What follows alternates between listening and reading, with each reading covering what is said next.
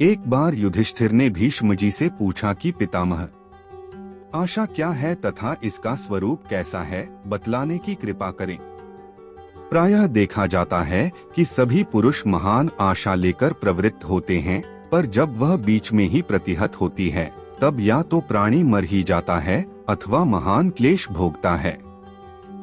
इस पर भीष्म ने कहा कि इस संबंध में राजर्षि सुमित्र और ऋषभ मुनि के संवाद की कथा कही जाती है।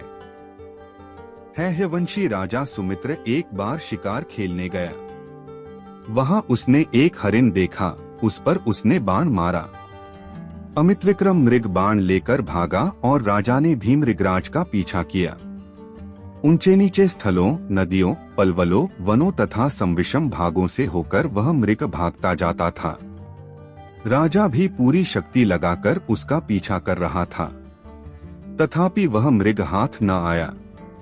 अंत में भीषण अरण्य में भटकता हुआ राजा सहसा तपस्वियों के आश्रम के सामने निकला। थकेमांदे, भूख प्यास से व्याकुल धनुर्धर राजा को देखकर ऋषियों ने उसका यथाविधि स्वागत किया और तदंतर उसके वहां आने का कारण पूछा। राजा बोला, मैं हैहयकुल में उत्पन्न सुमित्र नाम का राजा हूँ।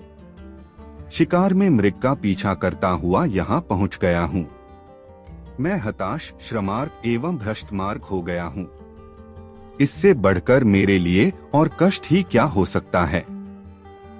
यद्यपि मैं इस समय छत्र, चामर आदि समस्त राजलक्षणों से हीन हूँ, घर, नगर और समस्त प्रकृति मंडल से भी अलग हूँ, फिर भी इन सब का मुझे वैसा दुख नहीं जैसा इस आशा के भंग होने से, मृग के हाथ से निकल जाने से हो रहा है।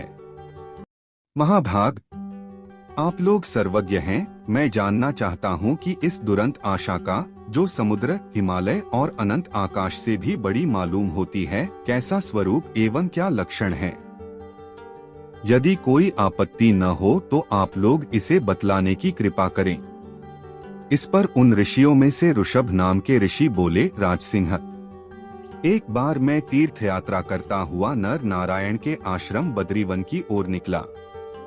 आश्रम के समीप ही मैं निवास की खोज में था कि एक चिराजिनधारी कृशतनु नाम के मुनि दीख पड़े। अन्य साधारण मनुष्य की अपेक्षा ये 8 गुना अधिक दुबले थे। राजेंद्र, मैंने वैसी कृष्णता अन्यत्र कहीं नहीं देखी। बस उनका शरीर कनिष्ठिका अंगुली के तुल्य था।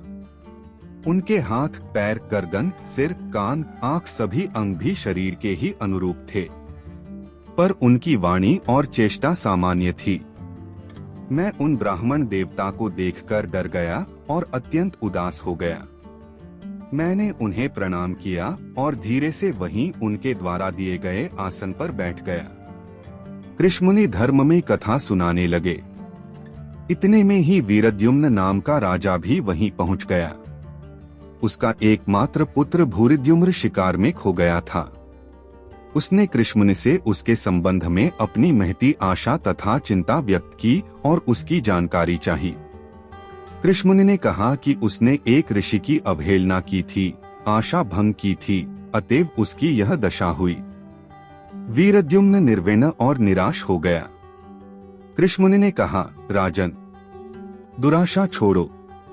मैंने यह निश्चय किया है कि जो आशा से जीत लिया गया है वही दुर्बल है, जिसने आशा को जीत लिया वास्तव में वही पुष्ट है। इस पर वीरद्युम्न ने कहा, महाराज, क्या आपसे भी यह आशा कृष्तर दुबली है? मुझे तो इस बात पर बड़ा संशय हो रहा है। मुनि ने कहा, राजन, शक्ति होने पर भी जो दूसरे का उपकार नहीं करता, योग्य पुरुषों का सत्कार नहीं करता, उस परमासक्त पुरुष की दुराशा मुझसे दुबली है। किसी एक पुत्र वाले पिता को जो पुत्र के विदेश जाने या भूल जाने या पता न लगने पर जो उसकी आशा होती है, वह मुझसे दुबली है। जो आशा कृतघ्न, नृशंस, आलसी तथा अपकारी पुरुषों में संसक्त है, वह आशा मुझसे कहीं दुबली है। इन सब बातों को सुनकर राजा मुनि के चरणों पर गिर पड़ा और उसने अपने पुत्र की प्राप्ति के लिए प्रार्थना की। मुनि ने भी अपने योग बल तथा तपोबल से हंसकर उसे तुरंत ला दिया। पुनः उन्होंने अपना अत्यद्भुत दिव्य धर्ममय रूप दिखलाया और वन में वे अन्यत्र चले गए। अतएव अत्यंत दुर्बल दुराशा सर्वथा त्याग करने के योग्य है।